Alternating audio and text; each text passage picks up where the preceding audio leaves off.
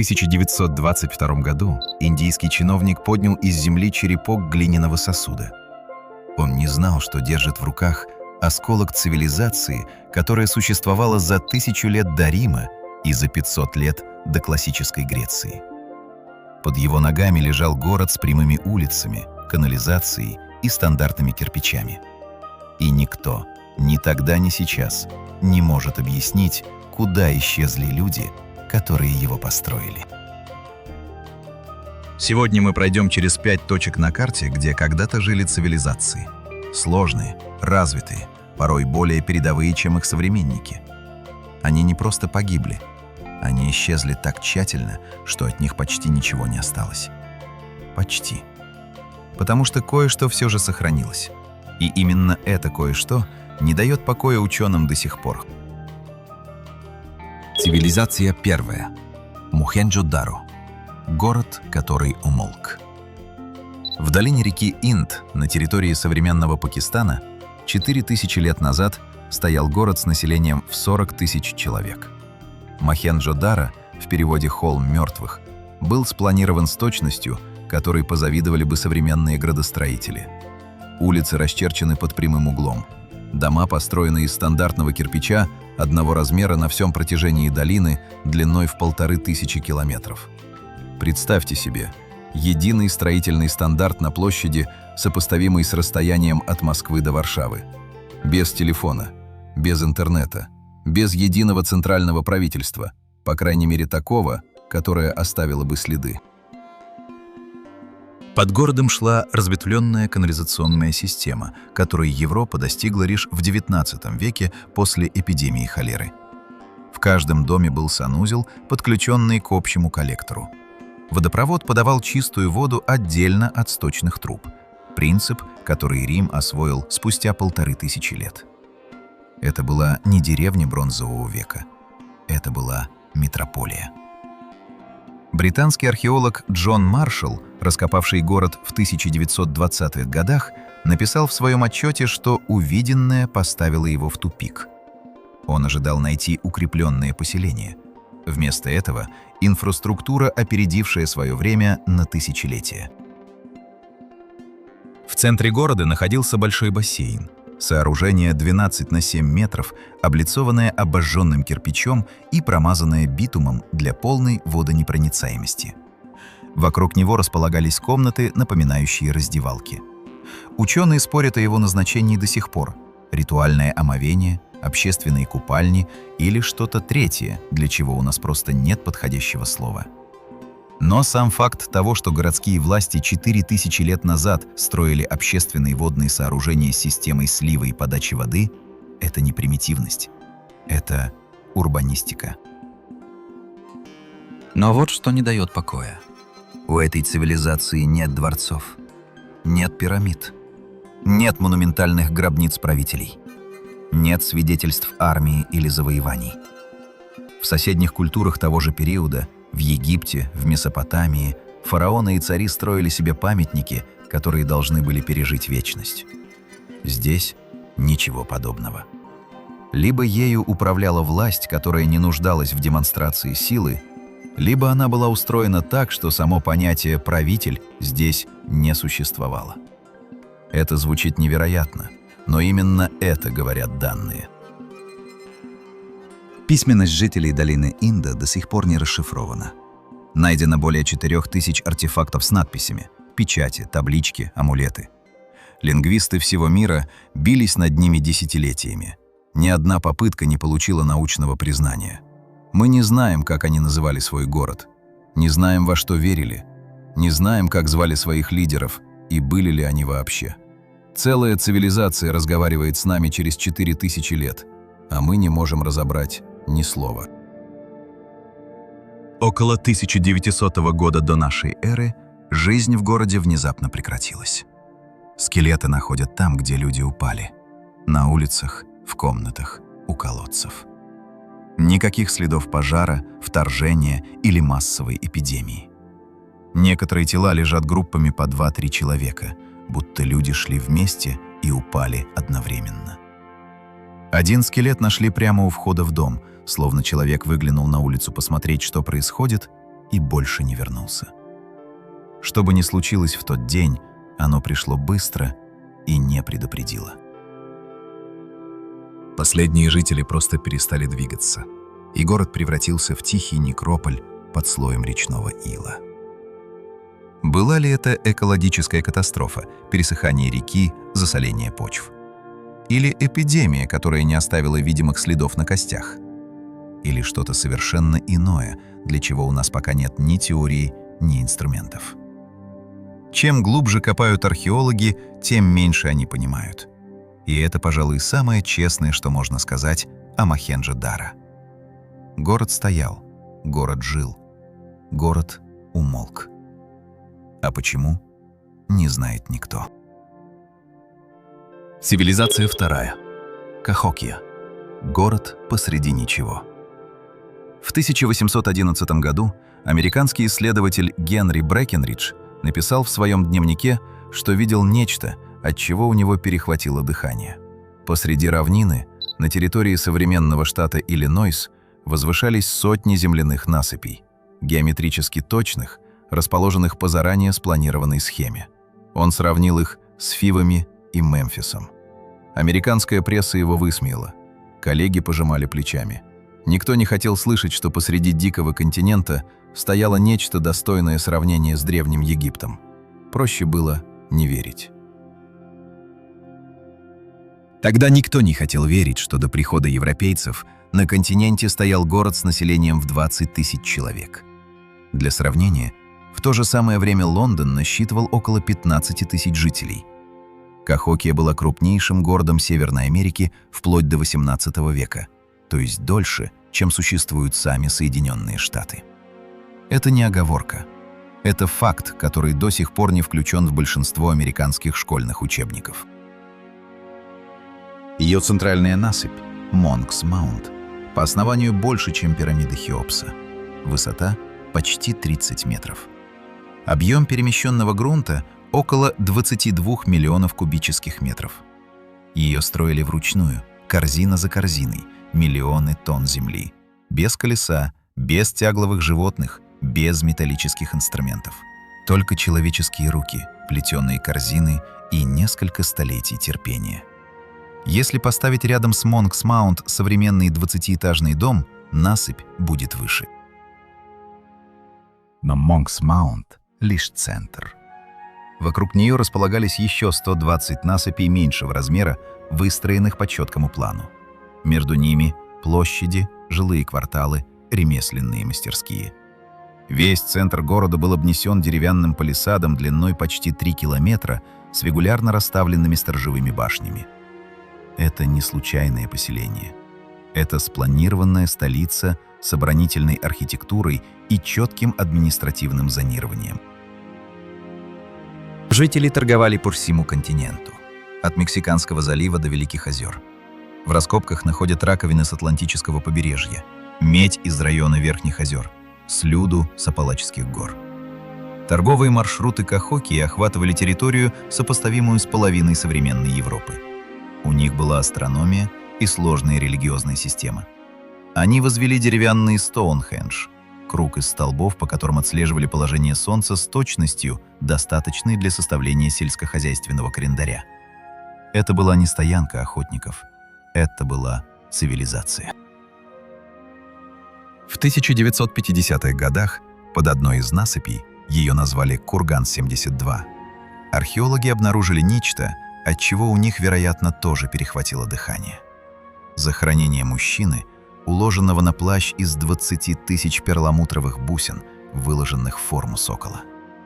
Рядом останки более 250 человек, принесенных в жертву. Молодые женщины, мужчины без голов. Группа людей, судя по позам, закопанных заживо. Власть в Кахокии все же была, и она умела показывать свою силу. Просто не через пирамиды, а через смерть. Около 1400 года нашей эры население ушло. Не погибло, именно ушло. Медленно, постепенно, оставив за собой только насыпи и следы костров. Изотопный анализ костей показывает, что в последние десятилетия жители Кахокии страдали от хронического недоедания. Судя по всему, город вырос быстрее, чем могла прокормить окружающая земля. Вырубленные леса, истощенные поля, река, которая больше не давала столько рыбы, сколько нужно для 20 тысяч ртов. Климатические изменения, истощение почвы, внутренние конфликты. Ученые до сих пор спорят. Скорее всего, все сразу. Одно тянуло за собой другое. Кахокия растворилась в лесу так тщательно, что первые европейские колонисты, жившие в нескольких километрах, не оставили о ней ни единой записи. Они видели насыпи. Они думали, что это холмы. Никому не пришло в голову спросить, кто их насыпал и зачем, и куда ушли те, кто это сделал. Как вы думаете, почему развитые цивилизации исчезают бесследно? Напишите свое мнение в комментариях, а мы идем дальше. Цивилизация третья. Моче. Художники апокалипсиса. На северном побережье Перу, между II и VIII веками нашей эры, существовала цивилизация, которая создавала самую реалистичную керамику древнего мира. Гончары Моче лепили портреты. Настоящие, с морщинами, выражением лица и следами болезней на коже. На одном сосуде старик с запавшими щеками и тяжелым взглядом. На другом – человек с опухолью на губе, которую современный врач опознал бы как последствие лейшманиоза. Эти сосуды выглядят как фотографии, сделанные в глине. Ни одна другая культура того времени, ни римская, ни китайская, ни египетская, не достигала такого уровня художественного реализма. Зачем им это было нужно? Историки до сих пор спорят. Одни считают, что портретные сосуды были связаны с культом предков. Лицо человека сохранялось в глине, чтобы его дух не ушел окончательно. Другие полагают, что это была форма документации. Вместо письменных записей – лица, болезни, профессии, социальные роли, запечатанные в обожженной глине. Если так, то гончары Моче были не просто ремесленниками. Они были хранителями памяти целого народа.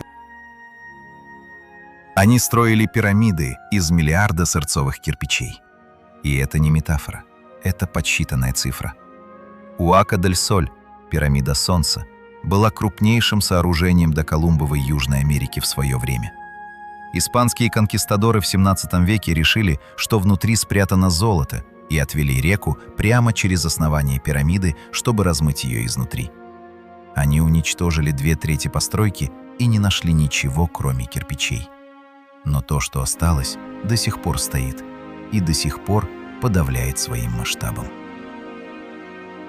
Они создали ирригационные системы, которые превращали засушливое Тихоокеанское побережье в цветущие поля.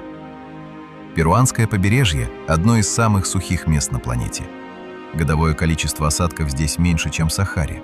Но инженеры Моче прорыли каналы длиной в десятки километров, перехватывая воду горных рек и распределяя ее по полям с такой точностью, что урожаев хватало на прокорм десятков тысяч человек. У них была высококлассная металлургия золота и меди. Украшения, найденные в гробницах, до сих пор поражают ювелиров тонкостью работы. И при этом никакой письменности. Все, что они знали, было передано через образы, через те самые лица на сосудах, которые смотрят на нас сквозь 1500 лет. Около 600 года нашей эры произошло нечто страшное. Геологи нашли в слоях осадочных пород следы катастрофы. Мощнейшее явление Эль-Ниньо продолжалось 30 лет подряд. 30 лет – это не стихийное бедствие, это смена самой реальности. 30 лет ливней там, где была пустыня.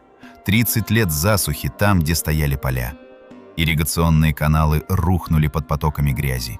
Пирамиды из сырцового кирпича начали буквально таять под дождем, как сахар под водой. То, что строилось веками, размывалось за годы. В слоях того периода археологи находят нечто, чего раньше не было – следы массового голода. Кости детей с характерными отметинами недоедания, брошенные поселения, целые деревни, покинутые в спешке, посуда осталась на столах, зерно в сосудах. Люди уходили, бросая все. Куда – неизвестно. Климатическая катастрофа такого масштаба не оставляла времени на раздумье. Мочи не исчезли сразу. Они отступали. Бросали один город, строили другой, переписывали мифологию. В последних слоях раскопок археологи находят следы массовых жертвоприношений таких масштабов, которых не было раньше. Десятки тел, молодые мужчины, судя по следам на костях, принесенные в жертву ритуально и намеренно. Словно жрецы раз за разом повышали ставки в переговорах с богами, которые перестали отвечать. Каждый раз больше крови, каждый раз тишина в ответ. А потом жертвоприношения прекратились тоже. Не потому, что боги ответили, а потому, что некому стало их совершать. Следующие обитатели этих мест не знали, кто строил пирамиды рядом с их деревнями. Они думали, что это горы. Прошло совсем немного поколений, и живая память о целой цивилизации исчезла так же бесследно, как ее города под слоем песка и речного ила. Осталась только глина. Осталось лицо старика с тяжелым взглядом. Смотрит на нас, молчит. Цивилизация 4. Дварка. Город под водой. В 2001 году Индийская морская организация опустила на дно Камбейского залива подводный аппарат с камерой. Оператор смотрел в монитор и, судя по всему, не сразу понял, что видит. Потом понял и, вероятно, долго молчал. На глубине 40 метров, под слоем ила и морских отложений, тянулись правильные прямоугольные конструкции. Ступени. То, что выглядело как фундаменты зданий. То, что выглядело как улицы. Все это на морском дне в нескольких километрах от берега штата Гуджарат. Водолазы подняли со дна образцы для датировки. Результат лабораторного анализа поверг исследователей в замешательство. Возраст материала – около 9000 лет. Для сравнения, египетские пирамиды моложе этой цифры на 4000 лет. Мохенджо-Даро, которую мы обсуждали раньше и которая сама по себе считается аномально развитой, моложе на 5000 лет. Если находка подлинная, то под водой лежит не просто древнее поселение. Под водой лежит свидетельство цивилизации, о существовании которой наука не подозревала. Согласно древним индийским текстам, Махабхарате и Пуранам, легендарный город Дварка, столица бога Кришны, был поглощен морем сразу после смерти своего покровителя. В текстах описывается, как воды пришли быстро и накрыли город целиком. Улицы, дворцы, храмы. Историки всегда считали это мифом, красивой метафорой о бренности земного. Но подъем уровня Аравийского моря в конце последнего ледникового периода вполне мог накрыть прибрежные поселения именно в тот период. Море действительно поднялось на 100 с лишним метров за несколько тысячелетий. Это геологический факт, зафиксированный в донных отложениях по всему Индийскому океану. Не легенда, не религиозный текст. Геология. Примечательно, что подобных историй о затопленных городах в древних текстах разных культур десятки. Шумерский потоп, библейский Ной, греческая Атлантида, индийская Дварка. Историки объясняют это универсальным человеческим страхом перед водой. Но есть и другое объяснение. Люди, пережившие реальный подъем моря в конце ледникового периода, передавали эту память из поколения в поколение. То, что мы читаем как миф, могло начинаться как свидетельство очевидца.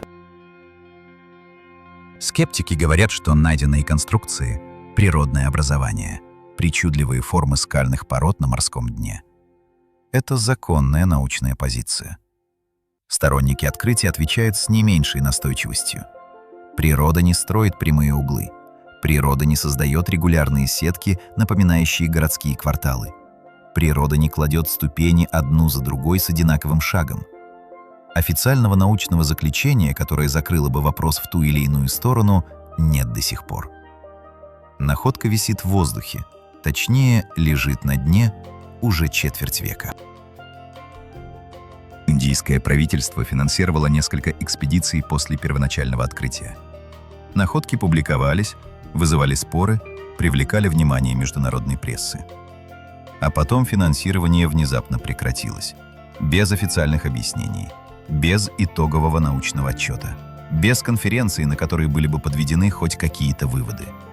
Тема просто перестала финансироваться и постепенно ушла с первых полос в архивы. Почему именно так, никто публично не объяснил. Если Дварка существовала в том виде, в котором ее показала камера подводного аппарата, это переписывает историю человеческой цивилизации с самого начала. Значит, за 9000 лет до нашей эры, до изобретения колеса, до появления письменности, до того, как в Египте посеяли первое зерно, люди уже строили города с улицами и фундаментами. Это означает, что вся наша хронология цивилизации сдвигается на тысячелетия назад, что нынешние учебники описывают не начало истории, а лишь один из ее поздних эпизодов. Это неудобная мысль. Очень неудобная. Именно поэтому ее так старательно не замечают. Не опровергают. Опровержение потребовало бы доказательств. Просто перестают финансировать экспедиции. Перестают публиковать данные. Ждут, пока тема сама утихнет. А город на дне Камбейского залива лежит там, где лежал, и ждет тоже. У него времени больше, чем у тех, кто предпочитает его не замечать. Цивилизация пятая. Чичапоя. Воины облаков. В перуанских Андах на высоте 3000 метров над уровнем моря в густых облачных лесах прячется город мертвых. Некрополь-каракол висит прямо на отвесной скале над пропастью. Буквально вмурован в вертикальную стену горы. Круглые каменные гробницы, которые здесь называют чульпами, построены так, что добраться до них без альпинистского снаряжения почти невозможно. Зачем строить усыпальницы в таком месте? Ответ, который дают исследователи, чтобы мертвые были ближе к небу. Чичапоя верили, что их предки продолжают наблюдать за живыми, и для наблюдения нужна высота. Но строители поднимали туда не только тела. Они поднимали блоки тесаного камня весом в несколько сотен килограммов по отвесным скалам над пропастью, без дорог и без механизмов. Внутри гробниц находили мумии в сидячей позе, завернутые в ткань и смотрящие на долину внизу. Рядом еда, оружие, украшения. Мертвые были снаряжены в дорогу так, словно в любой момент могли встать и уйти. Некоторые гробницы украшены снаружи человеческими фигурами в человеческий рост, каменными стражами, которые охраняют покой тех, кто внутри. Их лица смотрят вниз, на лес, на нас. Испанские конкистадоры, добравшиеся до этих мест в XVI веке, оставили описания, которые историки долго считали преувеличением. Они писали, что Чичапоя светловолосые и светлоглазые, что совершенно нетипично для коренных народов Перу. Педро Сьеса де Леон, один из первых испанских хронистов, отмечал их необычную внешность особо. Откуда взялся этот народ, не похожий на своих соседей? Вопрос, на который у науки до сих пор нет уверенного ответа. Генетические исследования последних лет показывают их связь с народами, которые пришли в Южную Америку значительно раньше основной волны заселения континента. Но как именно и откуда, неизвестно. Их крепость Куэлап стоит на вершине горного хребта и видна за десятки километров. Каменные стены высотой 20 метров и толщиной до 4, такой фортификации не знала вся доколумбова Америка. Внутри крепости располагались более 400 круглых каменных строений, жилища, храмы, зернохранилища. Куэлап была построена приблизительно в VI веке нашей эры, за 1000 лет до того, как инки вообще появились как народ на исторической арене. Это была не деревня горцев, забравшихся повыше от врагов. Это была неприступная твердыня, выстроенная людьми, которые думали на столетия вперед. Когда инки в 15 веке начали экспансию на север, они столкнулись с Чичапоя и, судя по всему, были неприятно удивлены. Большинство народов Анд-Инки включали в свою империю относительно быстро, через дипломатию, браки, экономическое давление. Чичапоя воевали долго, упорно, отступая в леса и горы и снова атакуя. Войны длились десятилетиями. Несколько раз казалось, что все кончено, и Чичапоя поднимались снова. Инки в итоге победили, но победа далась им такой ценой, что они приняли беспрецедентное решение. После завоевания инки начали принудительно переселять чичипоя по всей империи, разбрасывать их небольшими группами среди других народов на расстояние в сотни и тысячи километров от родных мест. Это называлось митмакуна – практика переселения покоренных народов. Но в отношении чичипоя она применялась с особой настойчивостью. Очевидно, инки боялись оставлять их вместе. Боялись, что, собравшись, восстанут снова. То, как тщательно победители разгоняли побежденных по всему континенту, само по себе говорит о многом. О том, каким народом были чичипоя, и как сильно их боялись даже после поражения. Потом пришли испанцы. И то, что не смогли сделать инки за десятилетия войн, болезни сделали за несколько лет. Оспа, корь, тиф. Эпидемии шли впереди конкистадоров, выкашивая народы, у которых не было иммунитета. 90% населения Чичипоя погибло в течение нескольких десятилетий после контакта с европейцами. Это не преувеличение. Это демографический подсчет по данным испанских переписей того времени. 9 из 10 человек. Целые деревни, в которых не осталось никого. Выжившие растворились среди других народов. Язык чичапоя исчез. Последние его носители умерли, не передав его детям, потому что детей почти не осталось. Их письменность, если она существовала, не сохранилась ни в одном известном источнике. Их религия, их мифология, их понимание мира – все это ушло вместе с людьми, которые это помнили. Осталась только Коэлап, которую джунгли методично поглощали 4 столетия, пока в 20 веке ее не начали расчищать снова. И каменные гробницы на скалах, куда по-прежнему добираются только те, кому очень нужно знать правду. Мумии Чичапоя смотрят на долину внизу. Они смотрели, пока их народ воевал с инками. Смотрели, пока умирали от испанских болезней. Смотрели 4 столетия, пока лес закрывал их крепость. Смотрят сейчас. На туристов с телефонами, на вертолеты, на дорогу, которую, наконец, проложили к подножию горы. Они никуда не ушли. Это мы только недавно вернулись. 5 цивилизаций, 5 исчезновений. Ни одного простого объяснения. Мохенджо-Даро замолчала сама по себе. Кахокия растворилась в лесу.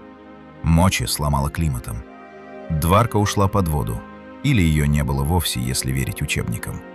Чичапоя стерли болезни и завоеватели. У каждой своя причина. Но результат один. Однако следы остались. Канализация в пакистанской земле, земляные насыпи в полях Иллинойса, реалистичные лица на перуанской керамике, прямые углы на дне Индийского залива. Замок на Андской вершине, который никуда не делся, хотя давно должен был рассыпаться. Следы есть.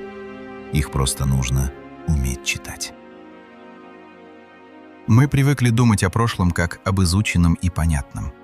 Но каждый раз, когда кто-то копает достаточно глубоко или опускает камеру на нужную глубину, выясняется, что мы знали меньше, чем думали.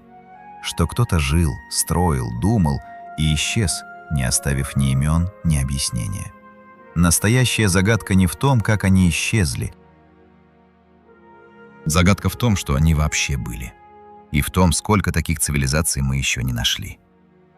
Что из услышанного сегодня удивило вас больше всего? Напишите в комментариях. Мне интересно, что именно вас зацепило.